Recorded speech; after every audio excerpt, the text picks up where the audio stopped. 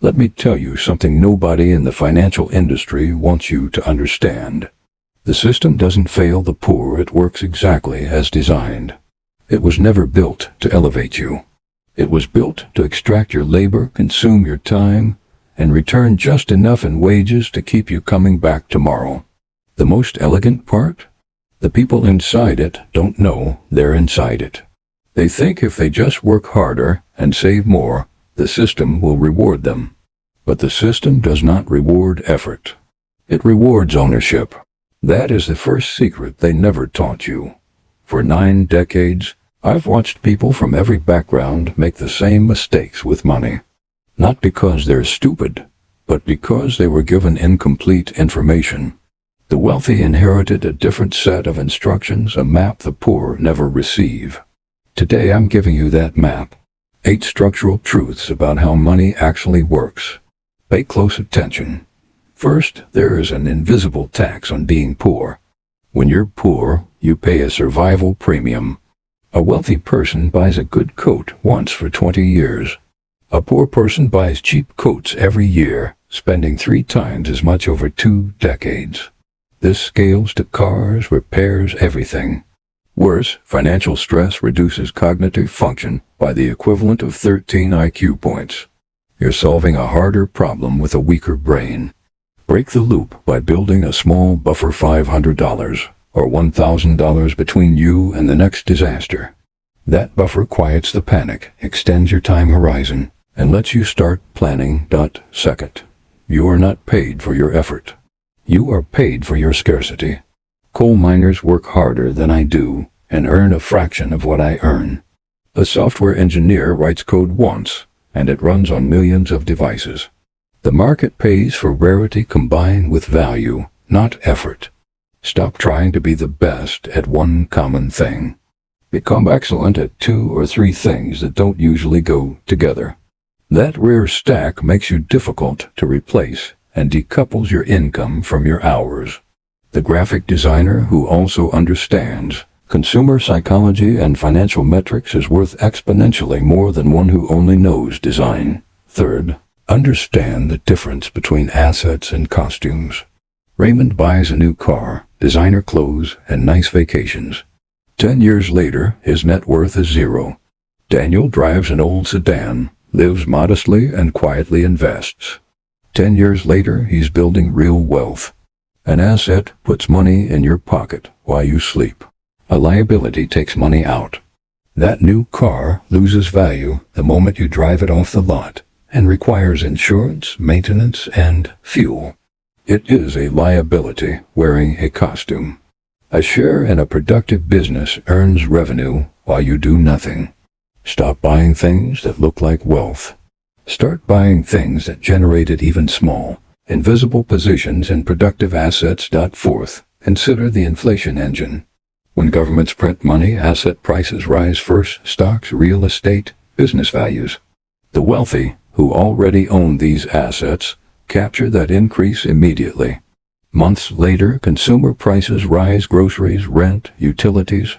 Last, wages adjust, if at all. By the time you get a 3% raise, inflation has already eaten 7 or 8% of your purchasing power.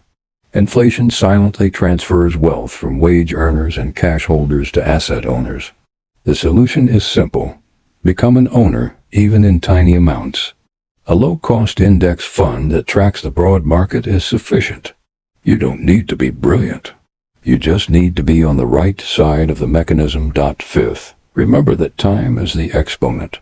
Most people obsess over how much to invest and what rate to earn, ignoring time because it's boring. But 99% of my net worth came after age 50, thanks to starting at 11. If you invest a small amount today and let it compound for 30 years, the result is extraordinary. If you wait 10 years to start and then invest more aggressively for 20 years, the result is a fraction of what the early starter accumulated. You cannot buy back the early years. The years you waste at 20 are the most powerful compounding years of your life. There is also a psychological challenge. Compounding is invisible for a long time. The curve is flat for years. Your friends are spending money on visible things. and their lives look bigger than yours. Most people cannot survive the flat part. They get bored and interrupt the process. The discipline of compounding is not financial, it is psychological. Plant the tree. Walk away. Do not dig it up to check the roots. Sixth, know that the tax code was written for business owners. My secretary pays a higher effective tax rate than I do. Earned income wages, salaries is taxed at the highest rates. Capital income dividends, capital gains is taxed at much lower rates, sometimes half as much.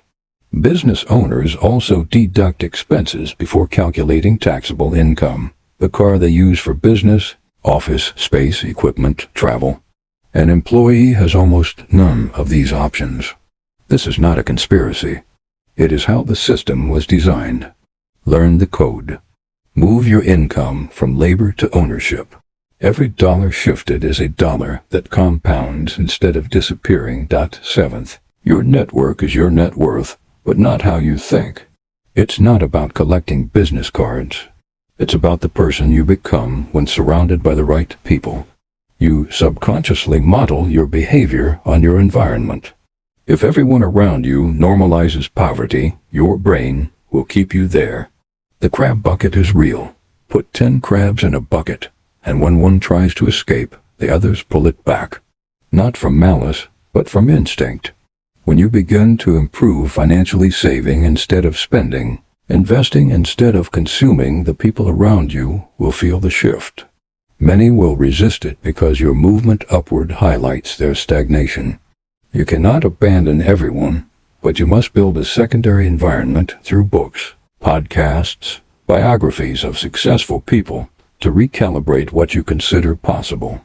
Choose your heroes with the same care you choose your investments. They will compound in ways you cannot predict. Eighth and finally, wealth is not a number. It is a system. Lottery winners and star athletes lose fortunes because they received money, not a system. A system has 5 components. First, defense. A buffer account, no high-interest debt, insurance against catastrophe. Without defense, one bad event destroys everything. Second, accumulation. Consistent small investments into productive assets. $10 a day into a low-cost index fund for 30 years changes the mathematics of your retirement. The scale matters less than the habit. Third, leverage. Building things that can produce value without your direct involvement, skills, content, systems. If you can create one source of income that does not require your active presence, you have introduced leverage. Fourth, protection.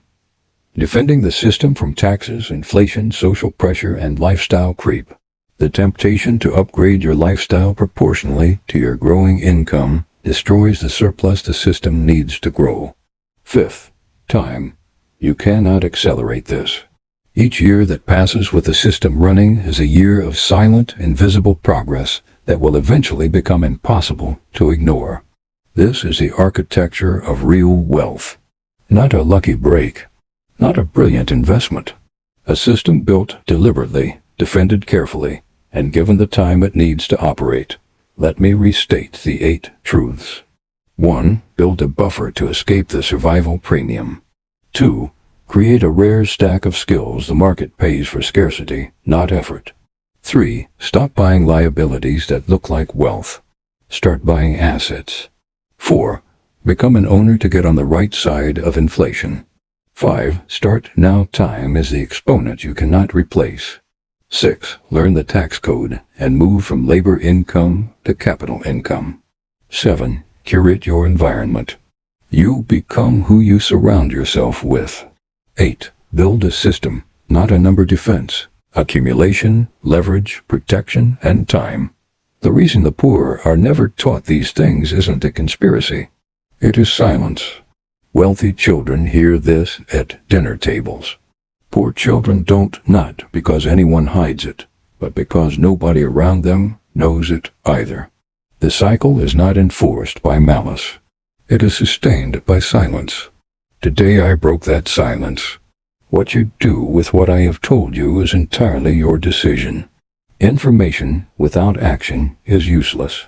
Wisdom without execution is vanity. I have given you the map. You are the one who decides whether to follow it. The clock is running. The compound engine requires time. The time from this moment forward is the most valuable currency you will ever possess. Use it carefully. That is all. Thank you.